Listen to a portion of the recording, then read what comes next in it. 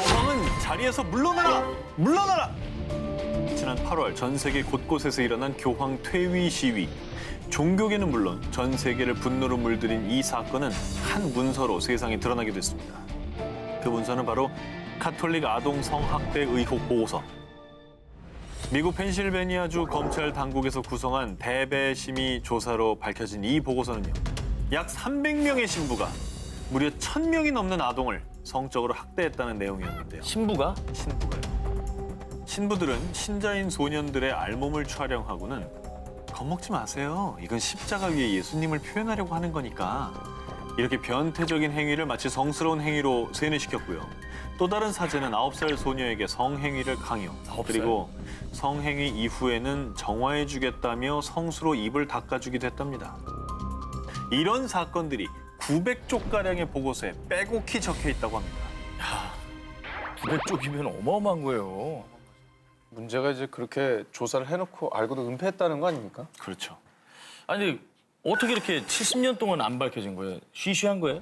그 이유는 조직적으로 범죄가 은폐됐기 때문입니다. 만약 피해자들이 신고를 하면 교구에서는 문제 사제를 잠시 교정시설로 보냈다가 잠잠해지면 복귀시키는 등 일명 범죄 세탁을 반복했고요. 한편 피해자에겐 침묵을 강요하며 그들의 신고를 계속 무시해왔다고 합니다. 게다가 주미 전 교황 대사인 카를로 마리아 비가노 대주교가 카톨릭 보수 매체들에 보낸 11쪽짜리 편지, 이 폭로로 또 한 번 카톨릭계에 큰 파문을 일으켰는데요. 그 편지 속의 내용은 현 교황인 프란치스코 교황이 최근 연달아 밝혀진 카톨릭 성추문 사건을 사실은 이미 알고 있었다는 충격적인 제보. 어머. 그래서 이에 분노한 전 세계인과 종교인들이 교황의 퇴위를 촉구하며 책임을 물었던 거죠. 그래서 결국 지난 8월 프란치스코 교황은 성학대와 같은 잔악 행위를 규탄하고 약자를 위협하는 문화를 뿌리 뽑기 위해 연대와 속죄를 약속합니다. 라는 입장을 발표했는데요. 하지만 카톨릭 내에서 제기된 성학대 은폐 논란에는 침묵하겠습니다. 라고 답변. 지금까지도 성학대 은폐 논란은 계속되고 있다고 합니다. 야, 나는 또 존경을 받았던 교황이 이를 알고도 묵인했다면 정말 너무 실망했네요. 10대 소년에서 어느덧 55세의 나이가 된 피해자 제임스 벤시클은 성직자들의 참혹한 범죄에 대해 이렇게 말했습니다. 그들은 우리의 영혼을 살인했습니다. 영원히 영혼 한 구석에 구멍이 뚫린 채 살아가야겠죠. 수천 명의 목숨을 노린 살인마의 최후, 결국은 사형 집행. 사형수는 바로 옴 진리교의 교주 아사하라 쇼코. 아사하라 쇼코 교주가 저지른 끔찍한 행각은 일명 도쿄 지하철 살인가스 사건인데요. 1995년 3월 20일 도쿄의 아침 출근길 3개의 지하철 노선 5개 칸에 청산가리에 500배의 독성을 가진 사린가스를 살포 약 6천여 명의 피해자가 발생했습니다. 대단했지. 충격적이었죠. 정말 극악무도한 범죄자죠. 본래 요가 수행자였던 아사하라는 1987년에 요가 단체인 옴신선회를 옴진리교로 개칭하고 그 후에 본격적으로 지구의 종말론을 내세워 사람들을 구원해주겠다고 했고요. 또 결정적으로 모 잡지에 그의 공중부양 사진이 공개되자 사람들은 그를 더 신격화하게 됐습니다. 제가 잠깐 뜬 거네 보니까. 지금 보면 참 웃음도 안 나오는 그 사진인데. 그런데 이 아사하라 교주의 더러운 속내는 따로 있었습니다. 이 세상의 왕은 나 하나면 충분해. 내가 바로 진리다. 일왕을 폐위시키고 자신이 왕으로 군림할 수 있는 새로운 왕국, 일명 진리국을 세우고자 한 겁니다. 상또라이네. 1990년엔 진리당을 창설, 옴진리교 신자 25명과 총선에 나가 일본 정부를 손에 넣고자 했는데요. 하지만 전부 낙선의 고배를 마시자 정치로는 내 왕국을 건설할 수 없어. 보다 강력한 무기가 필요해. 그야말로 악마의 왕국을 건설하기 위한 그의 행보는 더욱 파국으로 치닫게 됩니다. 아사하라 교주는 신도들에게 화학 무기를 제조하게 했고요. 마침내 1994년 사린가스 개발에 성공. 그리고 1년 뒤인 1995년엔 도쿄 지하철 사린가스 사건을 일으킨 겁니다. 사람들을 패닉으로 빠뜨려서 자기에게 뭔가 권한을 내놓든지 뭔가 그걸 했을 난 살려주세요 하면서 숭배하게끔. 예. 그런데요, 그가 죽어도 이 악몽은 끝나지 않고 있습니다. 약 1,500여 명이 넘는 옴진리교의 잔존 세력들이 새 종교명인 알레프로 여전히 일본 전역에서 아사하라를 신처럼 여기며 활동 중이라고 합니다. 어머.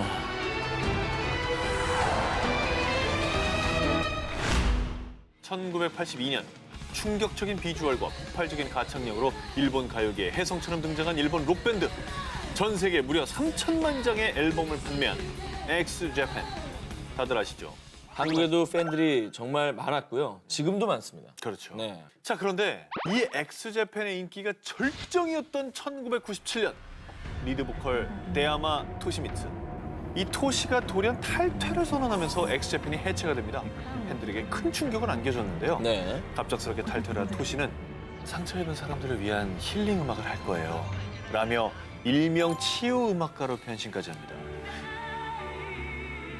자, 그런데 말입니다.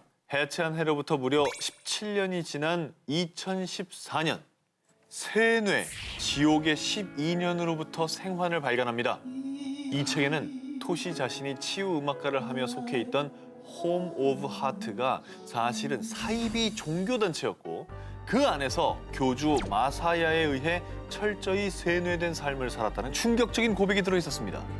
또 토시는 자신의 앞으로 들어오는 저작권료를 포함한 전체 수입을 교주에게 몽땅 바쳐야 했는데요. 교주가 12년 동안 토시에게 갈취한 금액만 무려 10억 엔, 단화로 약 100억 원이 넘었다고 합니다. 참 저런 거 보면은 너무 그치. 안타깝기도 하지만 이해가 안 가는 게 어쩌다가 저 사이비 종교에 빠지게 된 건지. 토시를 처음 이 종교에 끌어들인 사람이 다름 아닌 그의 아내 모리타니 가오리였다고 합니다. 에이. 아내 모리타니 가오리가 사실은 교주 마사야의 수많은 아내 중에 한 명이었다고 합니다. 아유. 결국 이제 책까지 쓴 거 보면 이제 그거 나온 나오게 거죠. 된 거잖아요. 이젠 나온 거죠. 예, 이제. 어떻게 탈출했을까요? 그 2006년에 토시에게 엑스제팬 재결합 제안이 들어왔는데 과거에는 엑스제팬은 악의 근원이다 라면서 탈퇴를 종용했던 교주 마사야가 재결합해 이렇게 선뜻 재결합을 허락한 겁니다. 돈 벌려는 거 아니에요? 재결합을 허락하면서 대신에 모든 수입은 마사야 자신에게 줘야 한다고 한 거죠. 그러니까 이때서야 비로소 토시가 결국 나는 이용만 당하는구나 하고 엑스제팬 멤버이자 절친인 요시키에게 도움을 청해서 마침내 사이비 종교에서 탈출할 수 있게 된 거라고 합니다. 얼마 전 남아프리카 공화국 림포포주 시안다니 마을의 한 교회에 수많은 신도들이 몰리며 인산인해를 이뤘는데요. 사람들이 몰려든 이유 사진으로 보여드립니다. 자, 신도가 깔려 있죠. 뭐야? 아니 이게 뭐야? 이게 어떻게 설명이 돼야 돼? 자, 이 요상한 풍경 속의 사람들 뭐 하고 있는 걸까요?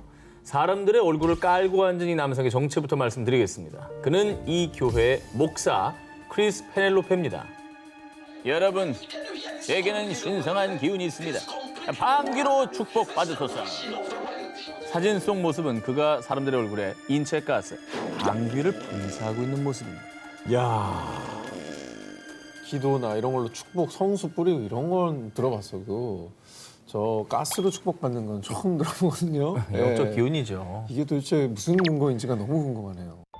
자, 목사 페넬로페는 신도들에게 자신의 방귀에 치유 능력이 있다고 설파.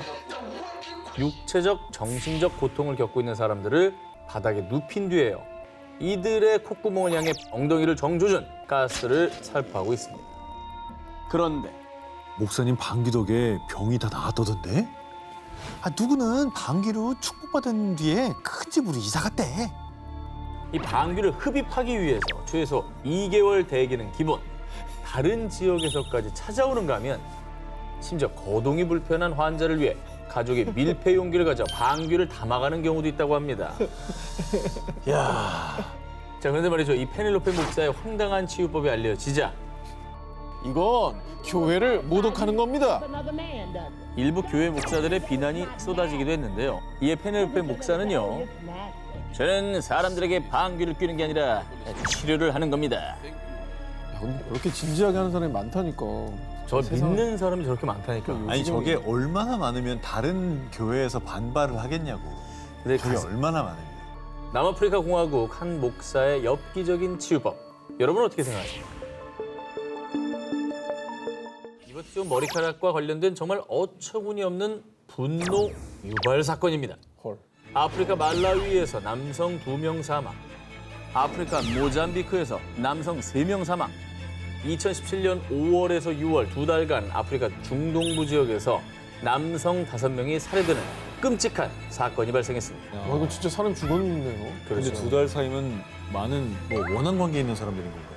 아니 머리카락에 관련된 거라고 했잖아요. 혹시 뭐 이렇게 좀 신성한 머리카락 훔쳤다가 살해당한 건가요? 아닙니다. 사건 발생 후 아프리카 경찰들은 용의자 2명을 체포하는 데 성공. 그리고 경찰 조사 결과 정말 충격적인 살해 동기가 밝혀졌습니다. 저희 동네 주술사가 대머리 남성들을 죽이라고 지시했어요. 진짜 너무 나쁜 주술사인데요? 진짜 끔찍하다. 대체 왜? 살인 사건이 벌어진 아프리카 말라위와 모잠비크의 시골 마을에서는 대머리의 뇌 속에 금이 들어있다는 속설과 함께 머리카락이 없는 사람은 부유하다라는 미신이 전해지고 있습니다. 제 평생 소원은 엄청난 부자가 되는 거예요. 부자가 되게 해달라는 한 고객의 의뢰를 받은 주술사가 미신을 자신의 주술의식에 활용하기로 결심. 살인 청부업자를 고용해 대머리 남성들을 살해하라고 지시했고요. 그렇게 살해된 남성들의 신체 부위 일부를 주술의식을 치르는데 사용했던 겁니다. 그리고 이 소식이 아프리카 전역에 전해진 뒤 대머리 남성들은 공공장소에 나가는 것을 두려워하게 됐고요. 반드시 모자를 쓰고 외출하는 등 한동안 극심한 공포에 떨었다고 합니다. 아, 무서웠겠네요. 황당하죠. 21세기에 저런 일이 벌어지기도 하는구나. 근데 결국에는 그 주술사도 정말 나쁜 게 남을 희생시킨 거잖아요. 그렇죠. 내 복을 받자고. 이게 말이나 되는 얘기입니까? 자, 그런데 정말 안타깝게도요. 아프리카 말라위와 모잠비크 지역에서는 예전부터 미신에 의한 살인 사건이 종종 발생했습니다. 멜라닌 세포 결핍으로 선천적으로 하얀 피부를 가진 백색증 환자들 역시 범죄의 대상이 되곤 했는데요. 백색증 환자들의 장기를 약으로 쓰면 병을 치료할 수 있다는 아주 끔찍한 미신 때문이라고 합니다. 그리고 지금도 여전히 많은 사람들이 이 황당한 미신을 믿고 있어서요. 아프리카의 백색증 환자들은 항상 살해 위협을 느끼며 숨어 살고 있다고 합니다. 아, 이런 미신은 정말 사라져야 되겠네요. 아예 도와주진 못할 망정. 저분도 어떻게 보면 아프신 거잖아요. 그렇죠. 근데 참 소중한 생명을 저렇게 미신 때문에 앗아가는 일은 없어야죠.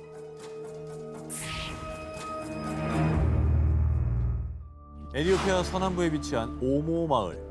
작은 마을을 뒤덮은 울음소리. 제발 우리 아이를 살려주세요. 그것은 아이를 잃은 엄마 부코 발구다의 애타는 눈물이었습니다. 아이를 잃은 뭐 슬픔은 말해 뭐 하겠습니까? 이게 어떤 이유일까요? 2014년 영국 언론의 보도에 따르면요. 아랫니보다 윗니가 먼저 나다니. 버려! 쌍둥이라고? 불길해. 둘 다 죽여! 이 마을에 사는 카로 부족은 사생아, 혼외자, 쌍둥이를 비롯해서요. 보통은 아랫니가 먼저 나는데 반대로 아랫니보다 윗니가 먼저 난 아기. 그러니까 다른 아이들과 아주 조금이라도 다른 아이들을 저주받았다고 여기는 미신, 민기를 믿고 있었던 겁니다. 조선시대만 해도 뭐 쌍둥이 출산이 드문 일이어가지고 지역에 따라 뭐 기륭이 든다, 뭐. 쌍둥이 있으면 징조가 뭐 어떻다는 징조 안 둥. 좋다, 뭐 이런 얘기가 있긴 있었던 것 근데 같아요. 그건 조선시대 얘기잖아요. 지금이 어떤 시대입니까? 그러니까. 과학이 있는데. 이곳에서는 만약에 이런 아이들을 살려두면 마을에 엄청난 재앙이 닥친다고 여겨서 아이들을 목 졸라 죽이거나 하이에나가 우글거리는 숲에 유기, 심지어 강에 던져버리기까지 하는데요. 조사에 따르면 에티오피아에서 민기를 믿는 카로 하메르 바나 등의 부족에서 죽음으로 내몰린 아이들이 해마다 무려 300명에 달한다고 합니다. 이렇게 많아요? 오늘날 와, 하루에 한 명꼴이잖아. 이게 이건 아동학대가 아니라 그냥 살인이네요, 그냥. 아동 살인, 집단 살인이지 이거. 살인이지 뭐 저기 뭐야. 그리고 앞서 소개했던 오모 마을의 부코 발구다는 2012년까지 15명의 아이를 출산했습니다. 그런데 말입니다. 그녀는 안타깝게도 15명의 아이를 모두 이 미신으로 인해 잃었다고 합니다. 미신이 뭐길래 이렇게 지옥을 아니 근데 뭐 윗니가 먼저 나고 또 쌍둥이 있고 막 그런 거예요? 15명. 키우다 보면 그럴 수도 있지. 어떻게 이렇게 다 또 이렇게 된 거예요? 이 마을에 사는 카로 부족은 성인 남성이 되면 치러야 하는 전통 의식이 있는데 부코 발구다의 예비 남편이 그 의식을 치르지 않았습니다. 그걸 이유로 당시 마을 장로들은 두 사람의 결혼을 반대했고요. 허가받지 못한 결혼으로 태어난 아이는 불법, 저주받은 아이니까 아이들이 태어나는 족족이 민기 의식을 행했던 겁니다. 아이 하나하나 얼마나 소중한 존재인데. 아, 하나를 잃어도 마음이 찢어지는데 15명을. 와, 그럼 같은 마을에 사는 사람들이 그걸 했다는 거잖아요, 강제로. 아. 문화 상대성 이런 게 아니라 이거는 그냥 없어져야 될 악습인 것 같아요. 이거는 뭐 어떻게 해석을 해야 될지 모르겠어요. 2016년 15세 소녀 죽인 차우파디. 2018년 20대 여성 격리 중 사망. 2019년 30대 여성 또 숨져. 네팔에서 해마다 전해지는 여성들의 사망 소식. 그리고 이들을 죽음으로 몰고 간 것은 다름 아닌 미신 차우파디 때문이었습니다. 생리가 시작됐다고? 당장 오두막으로 가! 고대부터 여성의 출산혈과 생리혈이 불운을 가져온다는 미신에서 기인한 힌두교의 악습 중 하나인데요. 가출산을 했거나 생리 중인 여성들의 경우 집과 사원 등의 출입이 금지돼 오두막이나 외양간에 격리되고요. 심지어 이들이 식수를 오염시킨다며 수도꼭지나 우물에 접근하는 것조차 제한시키는데요. 그래서 외양간에서 잠을 자는 등 이 비위생적인 환경으로 인해 수많은 여성들이 질병에 노출될 뿐만 아니라 뱀, 자칼 등의 공격을 받아 사망. 또 추위를 피하기 위해 오두막에서 불을 지폈다가 질식사하는 경우가 다반사라고 합니다. 생명 탄생의 자연스러운 과정이잖아요. 근데 이걸 어떻게 불운을 가져다 준다고 믿을 수가 있는지. 아니 이게 누구한테 피해를 주는 것도 아닐 뿐더러 저 과정이 없으면 우린 다 태어나지도 못했어요. 그러니까. 그렇습니다. 그걸 행하는 사람도 본인이 그걸 태어난 거예요. 왜 그럼. 그러는 거야? 미국 국무부 인권 보고서에 따르면 2010년 기준 15세에서 49세 네팔 여성 중 무려 19%가 차우파디를 겪었다고 하는데요. 차우파디로 인한 사망 사건이 계속되자 2005년 네팔 당국은요. 차우파디 금지를 발표. 또 2018년도부터 차우파디를 강요한 사람은 최고 징역 3개월 또는 벌금형에 처하겠다고 전했습니다만 당국의 금지 규정에도 불구하고 네팔 서부 지역에서는 여전히 이 관습, 아니 악습이 이어지고 있다고 합니다. 전통인 것처럼 얘기하지만 저 이면에는 뭐 성차별, 사회적 불평등, 아동학대, 잘못된 것들이 아주 세트로 담겨 있습니다. 맞습니다. 예. 그럼 왜 생리하는 거를 죄책감을 갖게 만들어요? 저 소녀가 무슨 죄입니까? 법적으로 금지하는 걸로는 부족할 것 같아요. 이 여성에 대한 인식 변화, 또 교육이 필요할 것 같습니다. 2009년 7월 인도 마하라슈트라주의 한 힌두교 사원. 종소리가 울려 퍼지자 사원의 꼭대기에 선 한 성직자가 이 의식을 시작했습니다. 뭐야 또 이상한 의식이 왜 이렇게 많아? 아유 뭐야 애기 아니야? 어떡해! 아, 아니 저건 안 다쳐도 애기가 트라우마 생기잖아. 애기한테 좋은 기억만 심어줘도 시원찮을 판에 저 공포스러운 경험을 저 아이 때 왜 경험을 해야 되는 겁니까? 아니 이유가 뭐예요? 왜 저런데요? 자, 방금 보신 이 아찔한 광경은요. 인도의 마하라슈트라주와 카르나타카주 일부 사원에서 무려 700년 넘게 진행되는 전통, 일명 아기 던지기 의식입니다. 살벌하다. 이 위험천만한 의식을 하는 이유. 이 의식을 거치고 나면 아기들이 더 건강하게 자랄 수 있습니다. 아니 저는 부모들 입장에서 우리 아기가 갑자기 소파 이렇게 위태 놓는데 올라만 가도 불안하거든요. 그리고 받는 것도 천이 뭐 얼마나 안 좋네요. 아니 그러다가 한 사람이 잘못해서 놓치면 놓쳐봐 어떡해. 땅으로 그냥 떨어지는 거야. 근데 이렇게 황당한 믿음이 어디서 생긴 거예요? 전설에 따르면 병으로 죽어가는 아기의 부모가 한 성직자를 만났는데 병든 아기를 건물의 꼭대기에서 떨어뜨려 신에 대한 믿음을 증명하라. 그럼 아이의 병이 나을 것이다. 이후 높은 곳에서 떨어진 아기의 병이 거짓말처럼 사라졌다는 소문이 퍼지면서요. 무려 700년 세월이 흐른 지금까지 이 위험천만한 의식이 이어져 오고 있다고 합니다. 그리고 더 놀라운 건 현재 일부 부모들은 아기 던지기 의식 날을 오매불망 기다리고 있고요. 아기를 떨어뜨렸을 때 주변에서는 기쁨과 격려의 함성을 지르며 아기의 가족들을 축하해 준다고 합니다. 아니, 전설은 그야말로 전설 아닙니까? 이게 근거가 있다는 건 아니잖아요. 그 얘기는 날 때 돼서 난 거예요. 네. 위험하다는 걸 모를 리가 없을 텐데 이건 참 이해가 안 되네요. 그렇습니다. 2009년 이 광경을 담은 영상이 확산되자 전 세계 누리꾼들은 아동 학대라며 거세게 비난. 인도 정부는 그제야 아기 던지기 의식 규제에 나서며 의식이 중단되기도 했습니다. 지난 700년 동안 다친 아기는 한 명도 없었습니다. 이건 아기를 위한 일이라고요. 아기 던지기 의식을 행하는 사원들은 정부 규제에 팽팽히 맞섰고요. 심지어 아기 던지기 의식을 원하는 부모들이 매년 자발적으로 모여드는 상황. 아기 던지기 의식은 여전히 성행 중이라고 합니다. 코로나19 종식을 위해 현재 전 세계적으로 코로나19 백신 접종이 이루어지고 있습니다. 자, 그런데 미국에서 백신과 관련된 안타까운 사고가 발생했습니다. 지난해 12월 미국 위스콘신주 크래프턴의 한 병원, 무려 570회분의 코로나19 백신이 담긴 박스가 냉장고 밖에 방치돼 있었던 건데요. 이후 사건에 대한 조사가 시작되자 냉장고 안쪽에 있던 물품을 꺼내려고 백신 박스를 빼놨다가 다시 넣는 걸 깜빡했습니다. 정말 죄송합니다. 당시 야간 당직 근무를 썼던 약사 스티븐 브래던버그의 실수였다는 사실이 밝혀졌습니다. 아쉽네. 결국에는 누군가를 살릴 수도 있었던 어떤 백신이 유명무실해진 거잖아요. 그런데 말입니다. 실수인 줄 알았던 그의 행동이 사실 실수가 아니었습니다. 뭐라고요? 브래던버그에 대한 조사가 이어지자 브랜던 버그가 평소에 백신이 수상하다고 했어요. 백신에 마이크로칩이 있다는 이상한 말을 하더라니까요. 그에 대한 동료들의 심상치 않은 증언이 이어졌고요. 그리고 결국 백신이 DNA의 돌연 변이를 일으킨다고요? 제가 인류 종말을 막은 겁니다. 너나 맞지 마. 아 정말 답답하네. 그러냐. 답답하다 진짜. 진짜 너나 막지 마라. 백신이 DNA를 변형한다고 믿은 음모론자였던 브래던버그는 백신의 효능을 비활성화하기 위해 냉장고 속에 잘 보관돼 있던 백신 박스를 꺼내 일부러 상온에 방치해뒀다고 시인합니다. 지난 6월 그에게 징역 3년형이 선고됐다고 전해집니다. 자기만 맞지 말든가. 그래, 누가 맞고자 하는 어떤 백신이 귀한 백신이 있었는데 그거를 다 폐기한다는 거. 이거 열심히 종식을 위해서 노력하고 희생하는 사람들 이거 되는 거 아닙니까? 아 진짜 어이가 없네. 근데 현재 문제는요. 이 브래던버그처럼 백신 음모론에 빠진 이들이 한둘이 아니라는 겁니다. 미국의 한 여론조사에 따르면 30세에서 44세 성인 중 무려 20%가 백신 안에 마이크로칩이 들어있다는 것이 아마도 사실이라고 답했고요. 7%는 분명한 사실이라고 응답했다고 합니다. 통계가 어이가 없네요. 엄청나네. 27%예요 그러면? 다수의 전문가들이 코로나19 종식의 최대 걸림돌로 백신에 대한 불신을 꼽고 있습니다.